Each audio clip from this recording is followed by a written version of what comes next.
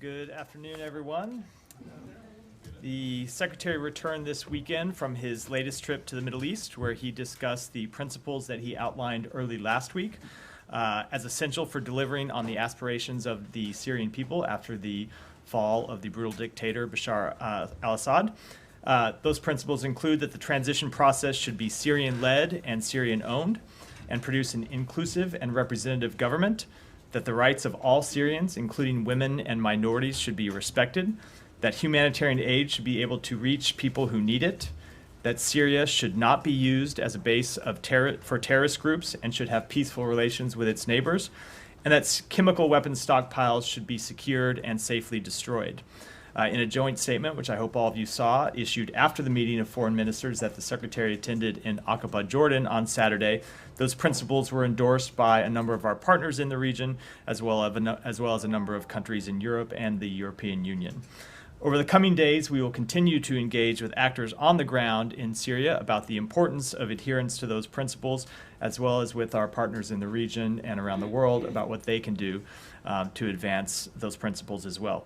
As the Secretary said on Saturday, our message to the Syrian people is this: we want them to succeed, and we are prepared to help them do so. And with that, Mary.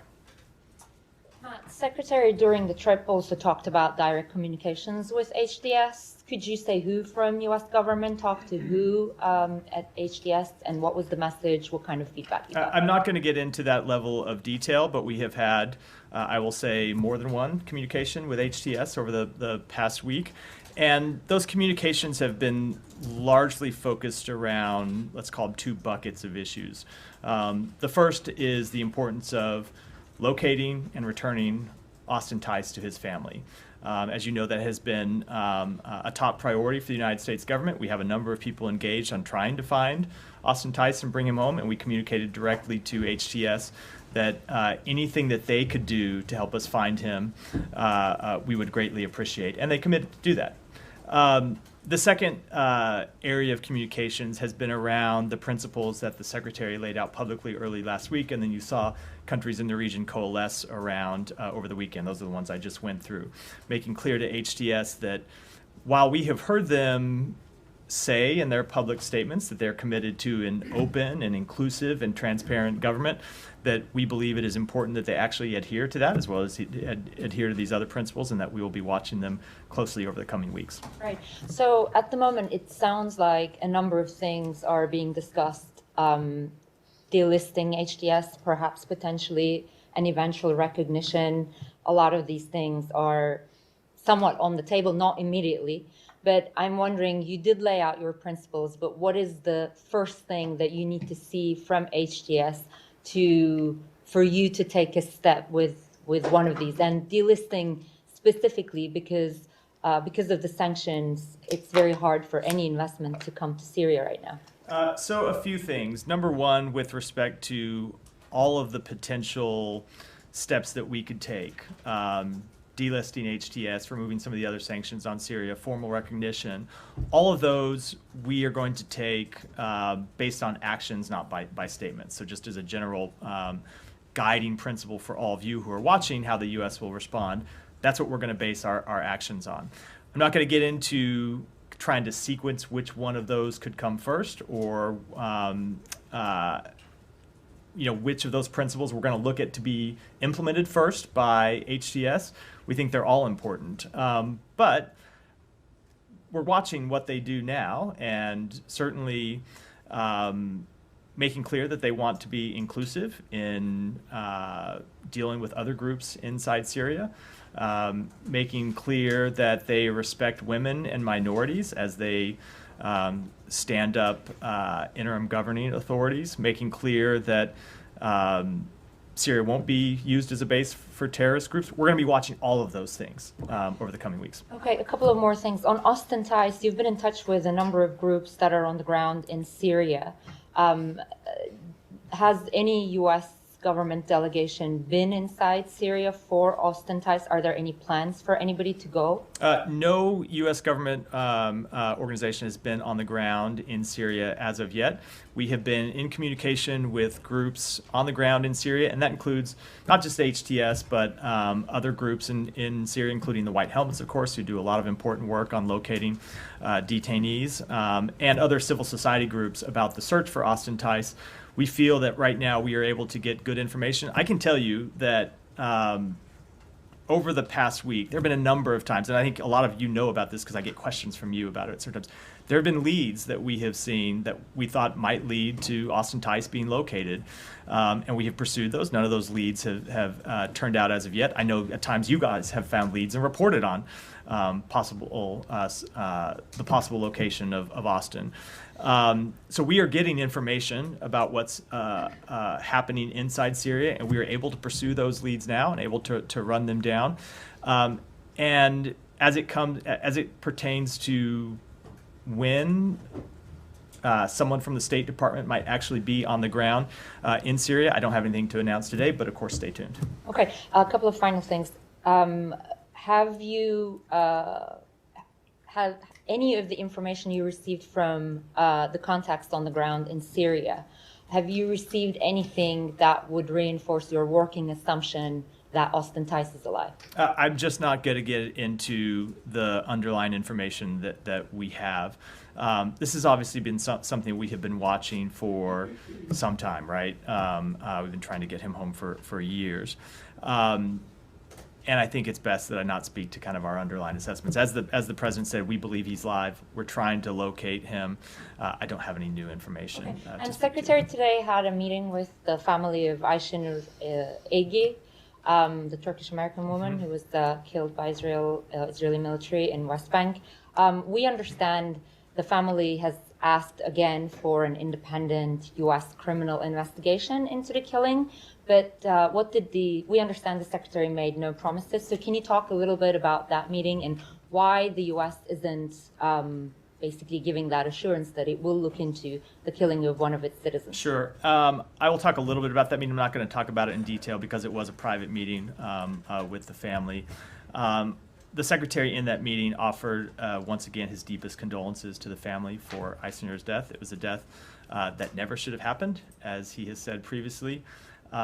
He told them that Israel has told us in recent days that they are finalizing their investigation into the matter, and he committed to them that as soon as we learn anything about the results of that investigation, we will report it to them. And then with respect to a United States investigation, it's not a matter that the State Department can undertake or a matter that we can speak to. As you know, when it comes to that type of investigation, that would be in the remit of the Justice Department. We have an independent Justice Department for a reason inside our government, so it's ultimately something for the Justice Department to speak to.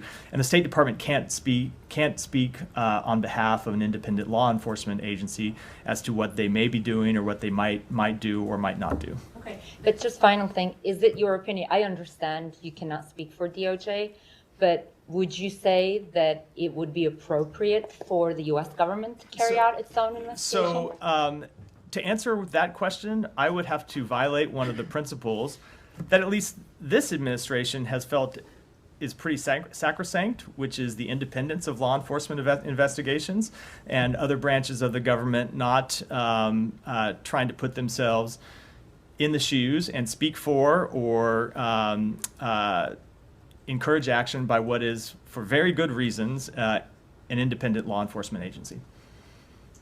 I just want to clarify something. You just said no U.S. government organization has been on the ground in Syria since the fall of Assad. That's strictly with respect to searching for Austin Tice, correct? So there are not. Yes, of course. There is the longstanding military personnel that's been there in that counter-ISIS mission. I wasn't speaking to that. I'm speaking to with respect to diplomatic and other personnel that might have been engaged in the search for Austin Tice or other diplomatic activities. Yeah. Yeah, just to follow up on something Humaira said, and then you said the French are sending a delegation to Damas, to Syria. The Brits are doing the same. Could you just give us a reason why you would not want to, at this stage, I mean, there seems obvious reasons, but I'd like to hear you say it, why you wouldn't be sending a direct delegation rather than the context that you've had. Let me just say two things about that. Number one, we have had the ability to date to be able to communicate with all of the relevant parties on the ground in Syria, including HTS. And the second thing is I'm not ruling out that we won't send personnel to Damascus. Stay tuned over the coming days. Why are you not ready to do so right now? I didn't say that we weren't. We haven't seen any as of yet, and we will continue to assess the situation. Are they on we the will way? no. There's no one there. There's no one on the way. We'll continue to assess the situation, and when we decide it's appropriate to send personnel in, I'll come out and make an announcement about it. Okay. Another question related on Netanyahu on Sunday. The Israeli government approved the doubling of the population in the Golan Heights, which of course they've annexed.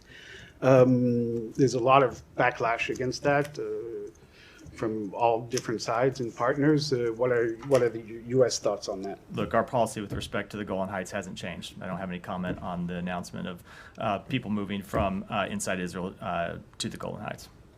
You don't think it potentially, I mean, given the timing and all of this, that it could complicate things in terms of Syria more larger? So these are not people. At this point in stage, you have everyone seems to want a piece of Syria right so now, these are and not- everyone is involved. These are not people who are moving to the buffer zone that is covered under the 1974 disengagement agreement. And we have made quite clear our opinion about the buffer zone is that we ought to believe it ought to be upheld. Israel has said that the deployment of forces into that buffer zone is temporary. We believe that deployment ought to be temporary, and the 1974 disengagement agreement ought to be upheld. And if you look at the statement that the United States signed on to, along with our partners in the region and a number of European countries on Saturday, it called for the upholding of Syria's territorial integrity, and we stand by that position. Go ahead. The latest update on the hostage negotiations in Gaza. It seems like there's a lot of optimism, but is I'll take that, and I'll come. Go ahead. on the region. So there's been a lot of optimism, but do you see a deal in the offing, and is it a deal that the U.S. finds productive for moving to a post-conflict era? So the negotiations have been productive in recent days. We have continued to try to work with the other mediators to narrow the differences. We have been down this road so many times before, though. It's hard to stand here and say we're optimistic about it because we are very much realistic about how difficult it has been to reach a deal. There are really, and this has been true for some time, there are a very small number of differences that remain between the parties, and we continue to believe that those differences can be bridged. We continue to work to bridge those differences. The secretary, in his meetings with President Erdogan and the foreign minister of Turkey last week, Hakan Fidan, emphasized to them that any influence that they have with Hamas, now is the time to use it. And I can tell you that the foreign minister came back 24 hours later when he saw the secretary in Aqaba and said that they had been pushing for a deal. And we know, of course, that Egypt and Qatar, who have relationships with Hamas, have been pushing Hamas for a deal. We are not leaving anything. We are pushing as hard as we know how to do at this point, and we believe we can get to a deal. But again, it remains incumbent on Hamas and Israel agreeing to those final terms and getting it over the line. And I can't, in good conscience, stand here and tell you that that's going to happen, but it should happen. Syria? Yeah, go. Jenny, we'll stick with Jenny. No, we'll go. Matt, are you conveying to HTS that they need to expel all Russian troops as perhaps contingent to lifting sanctions as we've heard from the EU? I'm not going to get into the conversations that we've had with them. Ultimately, as you heard me say last week, the disposition of those 2 Russian bases inside Syria is a matter for the Syrian people to decide. But when you look at Russia's history inside Syria, it is one of being complicit in the massacre of hundreds of thousands of Syrian civilians. Russia propped up the brutal, murderous regime that gassed its own people, that murdered its own people. And so certainly, I think that Russia has a lot to answer for its actions inside Syria. So would you consider not lifting sanctions until there is an expulsion of Russian troops? So I'm not going to get into our internal deliberation process, but we have made clear what the factors are that we are looking at, and they are factors that largely relate to the Syrian government's interaction with its own people, as well as things like not threatening its neighbors and not being a base for terrorism. And then I have another on transition if you want to come back. Yeah, I'll come back to you. Nadia. Syria and Gaza, but on Syria, just going back to Austin ties, there were some reports indicating that he might be actually in Iran or Iraq, or might be taken by Maher al-Assad, which is the brother of Bashar. Any truth to these reports that you know of? No, not that I'm aware of. I haven't seen those reports, and I can't speak to their veracity. Information that he is in Syria. We do not have specific information about where he is. We continue to work to try to locate him, but we don't have specific information about his whereabouts, or we would have been able to verify that information already. Okay. The attacks that carried by Israel is almost 450. One of the biggest attacks was yesterday. It was described like an earthquake bomb. The leader of HTS said that he is not seeking conflict with Israel. Do you still believe that these attacks are justified? Look, so Israel has spoken to why they have launched these attacks. They've said that they are concerned at a time of great instability, when you have the government of Syria that has fallen and an uncertain path ahead about who is going to control Syria and who is going to control the Assad regime's quite significant military stockpiles, that they have taken steps to ensure that those stockpiles don't fall into the hands of terrorists. Now, we have been in conversation with them about that goal. We also believe it's important that no party take any actions that would further destabilize the situation in Syria at a time when we want to push to increase stability, and we'll continue to have that discussion with them. And just on Gaza, another journalist, a colleague of ours, has been killed yesterday.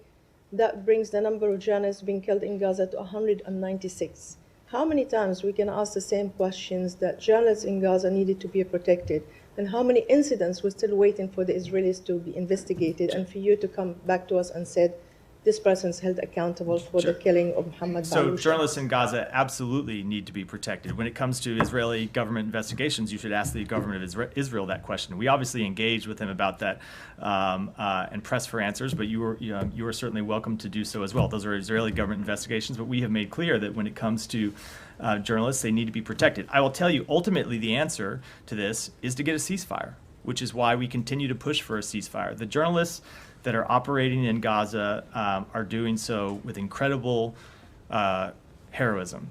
All of us in this room, including in many cases the United States government, know what we know about actions on the ground because there are journalists there that are reporting on it. The U.S. doesn't have any personnel on the ground to verify reports, so we rely on journalists to bring that information forward, and we rely on the work that they do. But as long as it is an active conflict zone, journalists are going to be at risk the same way other civilians are going to be at risk, which is why we believe the ultimate answer to this question is to reach a ceasefire, and why we continue to use all of the diplomatic muscle that we can bring to bear to try to get one over the line. Sure. I mean, the reason I ask you is because the United States value press freedom and the work of the journalists on the ground, but we don't hear you condemning the killing of Palestinian journalists like you condemn the killing of other journalists in conflict zones. We absolutely condemn the death of any journalist. We don't want to see any journalist hurt anywhere. Now, when it comes to the specifics of how any one journalist dies, while we object to the killing of any journalist, oftentimes we don't know the circumstance under which they were killed, whether it is an accidental strike, whether they were somewhere where they were covering an incident and there was a militant nearby. It's difficult to speak to the motives behind a strike when we don't know them, but absolutely we condemn the death of any journalist anywhere in the world. Okay, and the killing of civilians, there was a grandfather of a girl that was killed a year ago called Reem, 2-year-old. The grandfather was killed yesterday. His name is Khalid Nabhan. And he became an icon because he was very close to his granddaughter, and he was killed as well in Nusayrat camp yesterday. Do you still think that this is also random killing? It was an incident that needed to be investigated.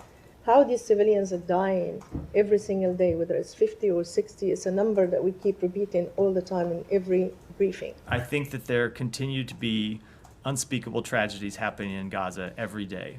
Not just the death of civilians, the maiming of civilians, the people who find it difficult to get enough to eat, the people that find it difficult to get access to medical care. It is an ongoing tragedy, and the answer to stopping that tragedy is to reach a ceasefire, which doesn't just require acquiescence by Israel, it requires acquiescence by Hamas. And that is what has been so difficult to get over the past 7 months, well, more than that, 7 months since the president outlined the ceasefire proposal that we put on the table, but we've been pushing to get a ceasefire since long before that. There are two parties that have to agree to a ceasefire. And I know everyone always asks me questions in this briefing room about actions by the government of Israel, but there are two parties to this conflict. And they both have to agree to this ceasefire. And we will continue to push both parties to come to an agreement precisely because the tragic deaths that you laid out, quite rightfully, continue to happen and need to stop. Thank you. I'll come to Just to follow up on the journalists. 190 journalists. That's all by accidental, you think? I can't speak to any of those incidents without having full information. But ultimately, Saeed, every one of those deaths is a tragedy, which is why we need to stop more deaths from happening, which is why we need to get a ceasefire. No, I understand. I just want, you don't think that all of them are accidents? I don't offer. So, Saeed, I don't offer opinions based on Okay. speculation from this podium. Right. I offer them based on conclusions that we're able to reach after looking at a full assessment of incidents. Okay. Following up on the talks that you explained just a little while ago, the Israeli Ma'arif newspaper just came out with a report that basically Egypt has reached an agreement with Hamas on some sort of a transitional committee that is not Hamas, that could run Gaza and look after things and so on. Would that be acceptable to you? I'm not going to speak to that report. I'm not aware of it, but I can tell you we have been having conversations with a number of parties in the region for some time, which you know because I've spoken to them from this podium before, about what the post-conflict period ought to look like in Gaza, including what governance ought to look like. We have made clear that the status quo as it existed before October 7th cannot continue. Gaza cannot continue to be governed by Hamas. But as to what the governance looks like, not something I can speak to today. Okay, because Netanyahu said today, told the court that he will not be able to attend tomorrow, and normally there's something, maybe big. Do you expect there may be an announcement tomorrow on a ceasefire? I have no idea why he's not able to attend the court hearing tomorrow. Couple questions on the Palestinian issue. Israel is deploying dozens of autonomous weapons all throughout the West Bank that basically will not be able to discriminate between a perpetrator or a civilian and so on. Doesn't that make every Palestinian in the West Bank potentially a target for Israel? I can't speak to that particular deployment, but I would say when it comes to the use of any weapons, that our expectations are the same, that Israel must fully comply with international humanitarian law and protect civilian life. All right. On the aid, the Financial Times, I guess, reported that aid is at its lowest point, despite what you're saying that they a lot. Yeah. Can you explain to us the aid situation now? It continues to be extremely challenging. We have seen some improvements. There were a number of days last week when we saw hundreds of trucks go in, but then you have other days that the aid level is much lower. Continue to be barriers to the delivery of aid inside Gaza that we work to try to overcome, but it continues to be really a crisis situation. And I think ultimately the conclusion that we have drawn is like the ongoing deaths of civilians in an active conflict zone, the provision of aid in an active conflict zone is very different, or is very difficult, and it's another reason why it's so critical that we reach a ceasefire. Let me ask you on the appointment of ambassadors. The coming administration named Mark Huckabee as ambassador to Israel, and Israel named Leiter, who is a well-known Kahanist, and as ambassador to Washington. So I want to ask you, doesn't it seem like, maybe the whole diplomatic, U.S.-Israel diplomatic engagement will focus on maybe settlements and annexation and so on with these two? And you mean the post-January 20th diplomatic engagement? January 20th, yeah. Of course I'm asking you. You always say there's one president at a time, one administration at a time, and we always say the same thing. But is there anything where you can actually say, we will not accept? If he comes, I don't know when Leiter is coming to Washington, but maybe something that, this is not a good idea. or So- issue a statement that this is Fir- not. First of all, let me just say, with respect to other countries, they are free and open to appoint ambassadors as they see fit. It's not a decision for the United States. And when it comes for the policies that will be pursued by the Trump administration and the personnel appointed by the Trump administration, it's just not something that I should speak to. I So think I'm happy to speak to our ambassadorial appointments, but Right. not those But you being do made have- by the Trump Yeah, administration. but you do have a view. I mean, this is U.S. diplomacy at its finest. I have right? a view that it is my job to stand up here and speak on behalf of the personnel that President Biden has appointed and the policies that he is going to pursue, and not opine on whatever policy positions an administration that I will not speak for may choose to pursue. Okay, so in principle, you think that the United States of America should have no say-so on the, as far as the character of said ambassador is, whatever If we crimes he started may tr- have committed, if- and whatever, it's all acceptable? If we started trying to pick and choose Right. and opine on every ambassador that Right. 200 countries around the world appoint to the United States, we would be in this briefing room for a very long time every day. Saeed. Okay. Tom, go ahead. I'll come to you next, Nike. Follow up on Azgi and the meeting today. Just on a point of fact, I mean, you've set out how you can't speak for the Department of Justice and the call for a US-led investigation, but that's not all the family are asking for. And one of the things they want is just some basic information for the State Department to ask the Israelis, for example, for the name of the unit involved, the name of the unit commander, things that they would want in the interest of transparency as American citizens who seen their loved one killed. I mean, are you asking for those things from the Israelis? So we are asking for the results of their investigation, I would assume, but we'll see when we get the results of that investigation.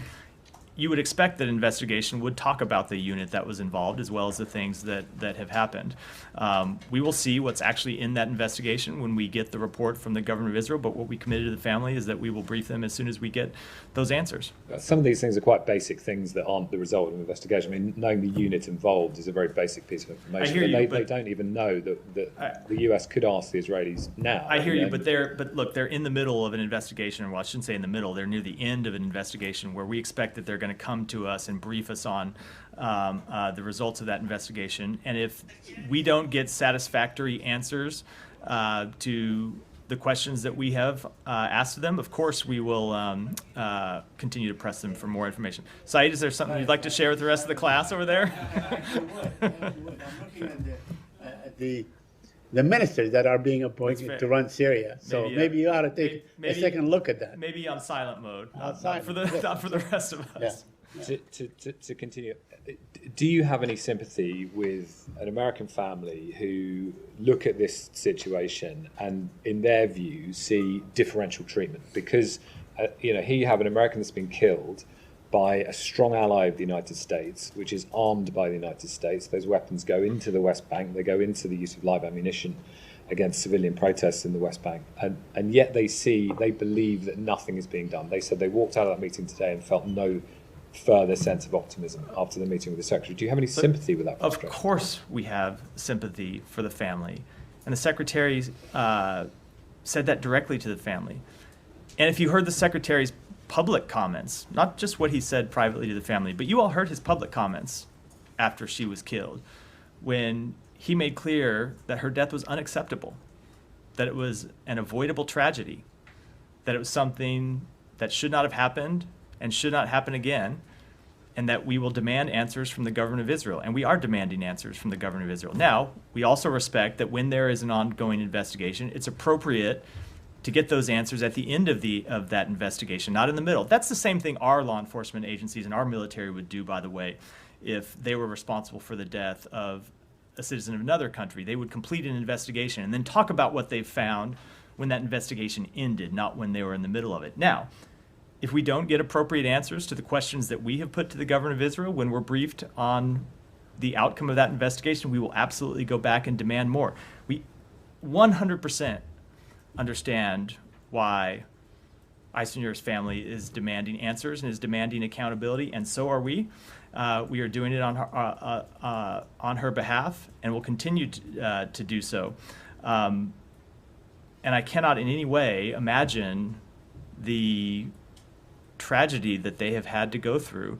And I would be every bit as angry if as they are if I were in their shoes. I guess their frustration is about, of course, what they see as the absolute injustice of her being killed by a military force while she's at a civilian protest.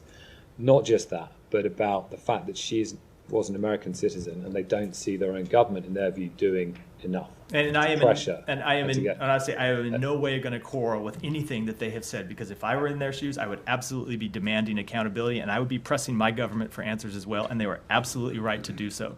And what I can tell you is that we are demanding accountability. We are pressing the government of Israel for answers, and as soon as we have those answers, as soon as that investigation is complete, we will provide them to her family. Okay, and it's just that then goes to the wider issue, which is, and again, the attorney for the family says this: we have been here so many times before, Shireen Abu Akleh, Rachel Corrie, Omar Assad, where American citizens killed by the Israeli military, and you have said the same things. You've said we'll wait for the outcome of the investigation. In the case of Shireen Abu Akleh, in the end, you said that you've got the Israelis to change their rules of engagement. But here we see live ammunition used against a civilian protest in a village that has seen their land taken away by an illegal settlement outpost. So they say this is systematic. This is, the use of live ammunition against civilians, and it's been going for a very long time. This is your ally that you arm, and still nothing changes. And we have made clear to them the outcome was unacceptable. We have made clear to them that they need to look at their rules of engagement, and we will continue to press that with them. Nike. United Nations Special Envoy for Syria, Patterson, has called for ending the sanctions on Syria to facilitate reconstruction. Is the United States prepared to support that efforts in the United Nations Security Council? And do you have any meetings to preview? I don't have anything to preview today with respect to any of the sanctions that we, as the United States or other entities, have imposed on either the government of Syria, the former Syrian regime, or with respect to HTS as a terrorist organization. But we have made clear the principles that we want to see the transition process and a new government adhere to. And before we make any kinds of decisions about recognition or about lifting sanctions, we want to see their actions actually adhere to those principles. We want to see them take actions on behalf of the Syrian people. And we're going to make our decisions when it comes to sanctions posture, when it comes to recognition posture, when it comes to all the tools in our toolbox, based on what we see from HTS and other actors on the ground in Syria. But given some of the conditions on the ground has changed in Syria, including some of the ground conditions stipulated in the United Nations Security Council Resolution 2254 has changed.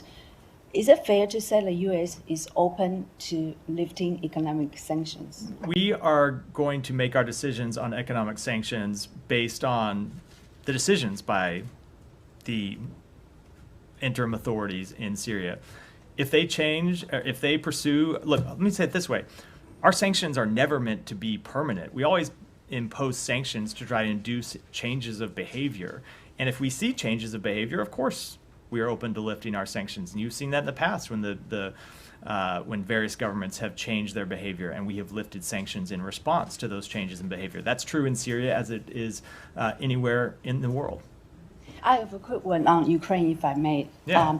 Do you have anything on the what Ukraine said that North Korean soldiers casualty in Kursk, and then what happened if those North Korean soldiers cross the border to Ukraine? Are they becoming a legitimate target? So, in our view, the North Korean soldiers who were deployed to Kursk are already legitimate targets. They entered a war, and they are, as such, combatants and are legitimate targets for the Ukrainian military. We have seen North Korean soldiers who have been killed in action on the battlefield inside Russia. And if they were to cross the border into Ukraine, that would be yet another escalation by the government of Russia, and also an escalation by the government of North Korea to send North Korean troops to prosecute a war of aggression against an independent sovereign nation inside that nation's borders. That would absolutely be an escalation by the government of North Korea. Is China responding to the U.S. ask to use their influence to curb the military cooperation between Russia and North Korea? I'm not going to get into the conversations that we have had with the government of China. Ultimately, China can speak to whether they have appropriately used that influence or not. But I would say that there is certainly more that they can do with respect to encouraging Russia not to take not just this escalatory action, but the long series of actions that they have taken. Yeah. Thank you. On Serbia, I have a question. Amnesty International said on Monday in a report that Serbian officials installed homegrown spyware on the phones of dozens of journalists and activists. How concerning is this for the U.S., which considers Serbia as a partner? So I can't speak to that report. I'm not in a position to verify it, but just speaking broadly, we have made quite clear since the outset of this administration the concerns that we have about governments that use spyware to track journalists, to track dissident groups, to track track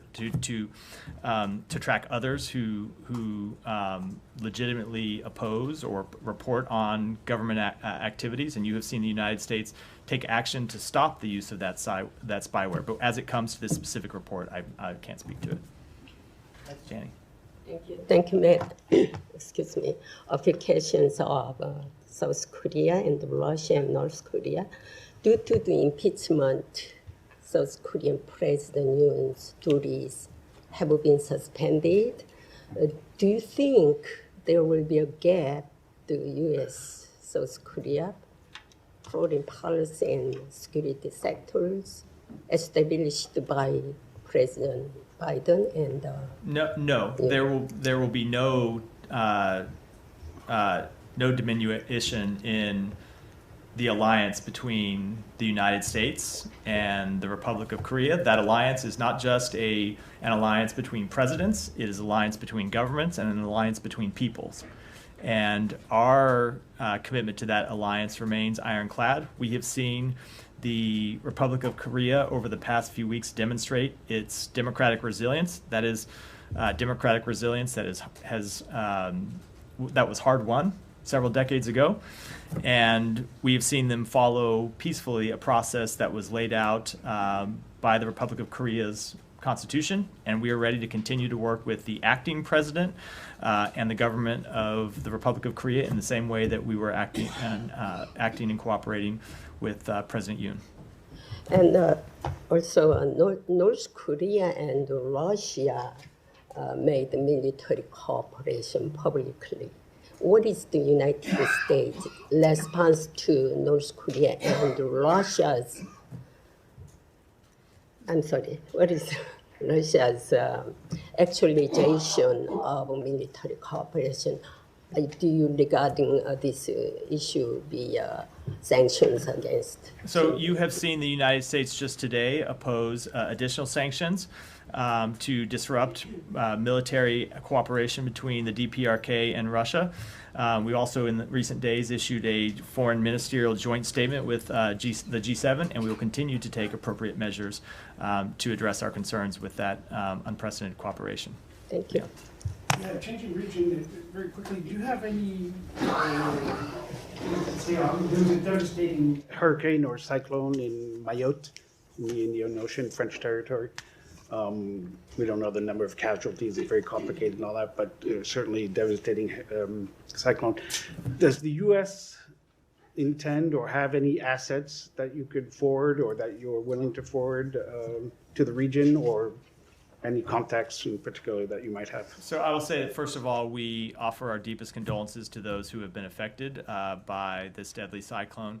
And we do stand ready to offer appropriate humanitarian assistance. And as to details, I have to take it back and get that for you, Leon.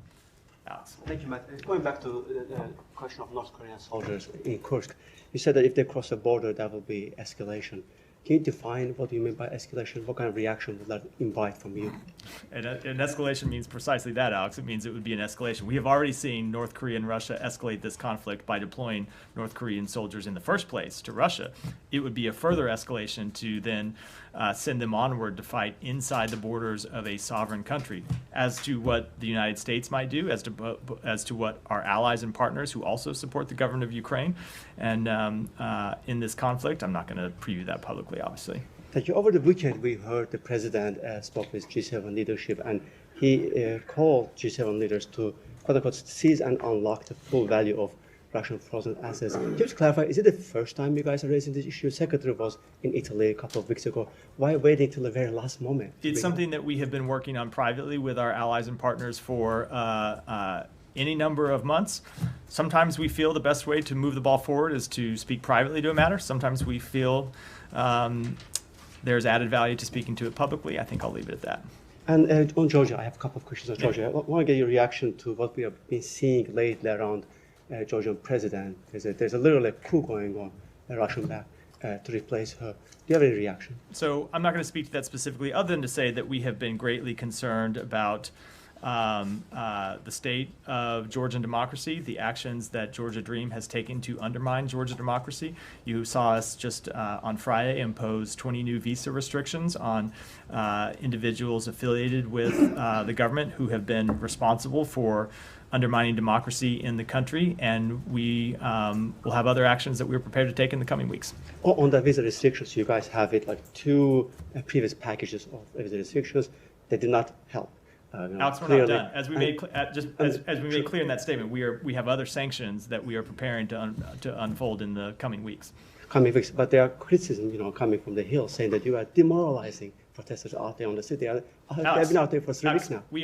We could not be more clear, including a statement from Secretary Blinken week before last and a statement from me on Friday, that we are preparing an additional sanctions package that we will roll out in the coming weeks. Now, these are not things, in many cases, that you can do overnight. You have to make sure you get the letter of the law right when you roll out these sanctions, and that's what we're working on doing even as we speak. Any concern that you're giving an... What's that? You always say you don't preview sanctions. We make rare exceptions. Any concern, Matt, that you're giving some impression to Ivanishvili that he can get away with what he's doing? I think that should be, Alex, I don't know how many times to say it, when we have said exactly what you have been asking us to impose sanctions on the government of Georgia. When I come out here and tell you that we're preparing to impose sanctions, I don't think it could be any more clear. Jenny, you'll come back to your... Yeah. Do you have any updates as the landing team here? Has there been any communication between the State Department? Yeah, we have had communication with the incoming administration's agency review team. They have appointed members of the agency review teams, action that they took last week. I will let them speak to the identities of those members, but we are having initial conversations with them this afternoon here at the State Department about the path forward. We will reiterate to them, as we have been reiterating publicly for some time, that we stand ready to do everything that we can to support a successful transition. Is that more of a policy-focused conversation, more logistical? So the initial meeting always, and I can tell you I've worked on 2 transitions, always the initial meeting of this nature is more of a logistics question, because people come in and they want to know that they want to know what resources are available to them. They want to map out a series of meetings. Oftentimes they have requests for information that they put to the incoming administration, and they will prioritize what is most important. So this is an initial meeting about how the process should unfold over the coming weeks. And then what usually follows that, and what we have said we are ready to do with them, is to as the incoming administration identifies its policy leads in different areas, to engage with them so they understand the actions that we have taken on various policies, what may be pending, things that we expect to happen either between now and the end of the administration, and then in some cases work that is ongoing on January 20th, because for all the for all the focus on what we'll do in the next few weeks, the vast majority of the work of government are things that just continue, things that are in process that continue and get handed over. And so you'd like to brief the incoming administration on what those are so they can be ready to take decisions. Conversations or meetings between the Secretary and Senator Rubio? So the last phone conversation they had, they agreed that they would meet in person. I don't have a date to provide for that meeting, but when it does happen, we'll of course make it public.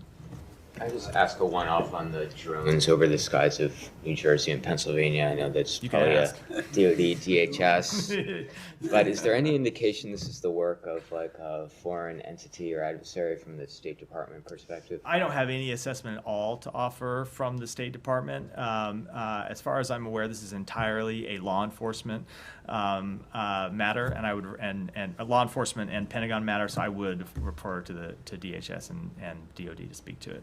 You go to. Thank you, Matt. I have a couple of questions. questions on Syria, but first I want to ask a quick question about Secretary's meeting with Ayşe Nur Egi today.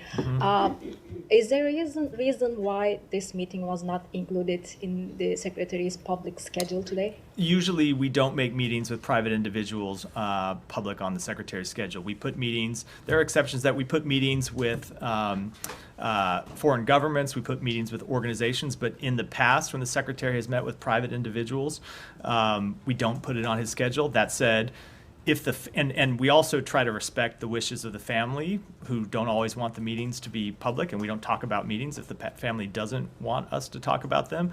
But then when we have meetings that they are comfortable with us speaking to, I'm free, as I am in this case, to come out and speak to it publicly. Okay, one more on Syria, please. A couple more on Syria.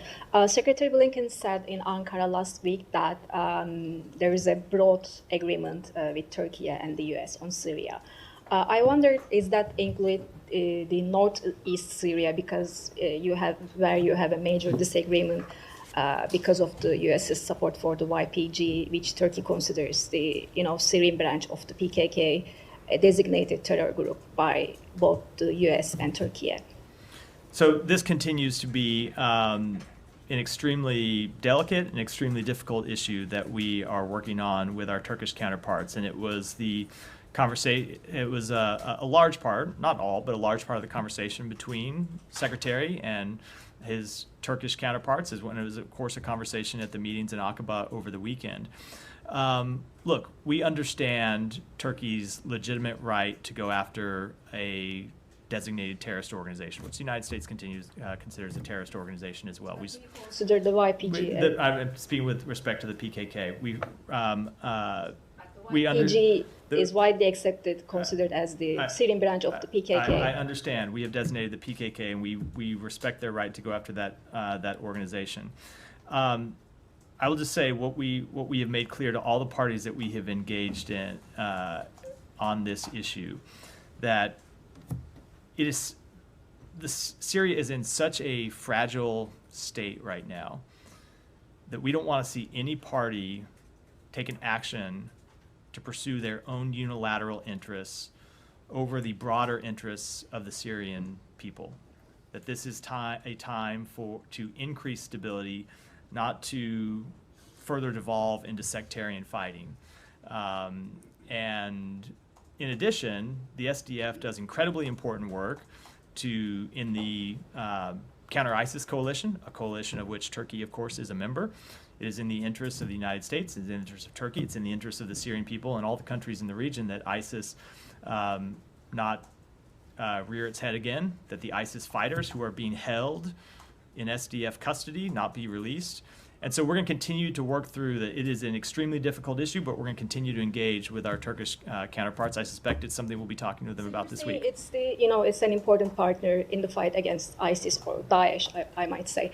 But Turkey has been telling you that, if you want to fight ISIS, work with us instead of, using one terror group against the other. And Turkey is your NATO ally. Why don't you work with your NATO ally instead of a group that your NATO ally designates as a terror group? So we have been discussing this with our NATO ally and trying to come to the best path forward.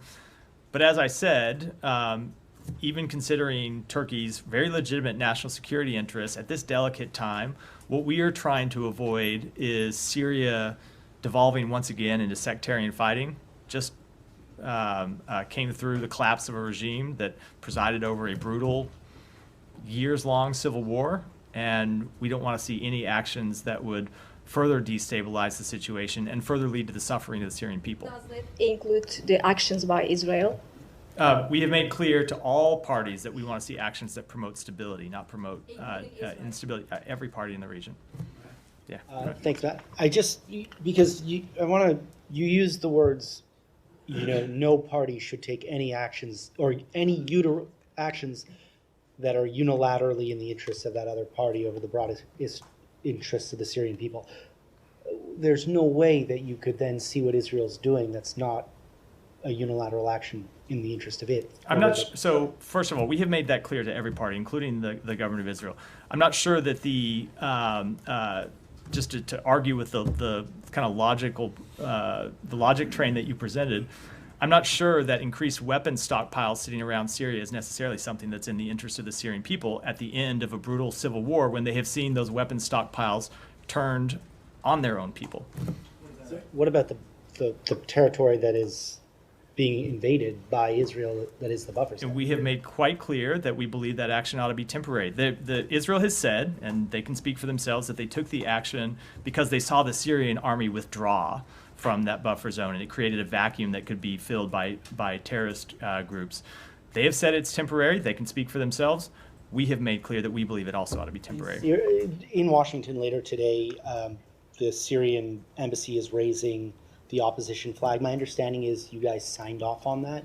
I have seen that reporting. I don't know what it comes from. We don't control that building. We don't control the operations that happen there. So the raising of a flag is a decision that's made by the Syrian permanent representative to the United Nations. And you haven't recognized that new flag? We have not, no. We have not.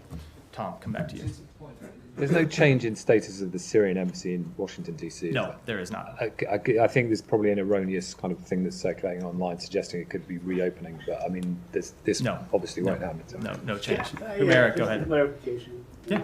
So you're saying that the destruction of Syrian arms and the Syrian army is actually in the benefit of the Syrian people? I just want to. That is not what I said. I so said what that did you say on this? I said this is what the way the government of Israel has explained the actions that they are taking. I was just interrogating, as I said, the logic train of Will's question. But you said something akin to, I think that the arms and so on that were used against the Syrian people, that would be to their benefit. That's what you're saying? That's not what I said. Go ahead, Humera.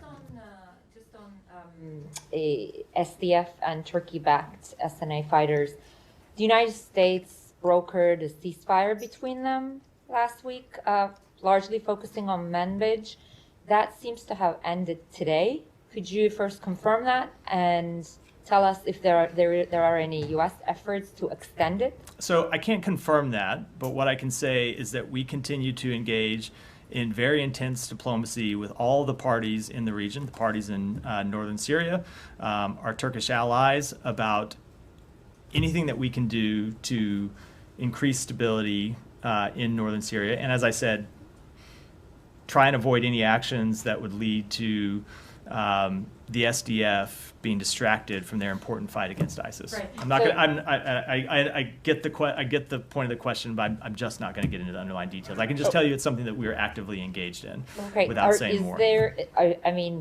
This seems to be a short-term ceasefire thing. Is the U.S. involved? Are your conversations also targeted towards achieving something more permanent between those parties there? So in the immediate term, we want to see the situation stabilize. Long term, of course, we want to see a Syrian government established that has full control of the entirety of its territory, that governs in a way that is inclusive of all the organizations, all the various ethnic groups inside Syria.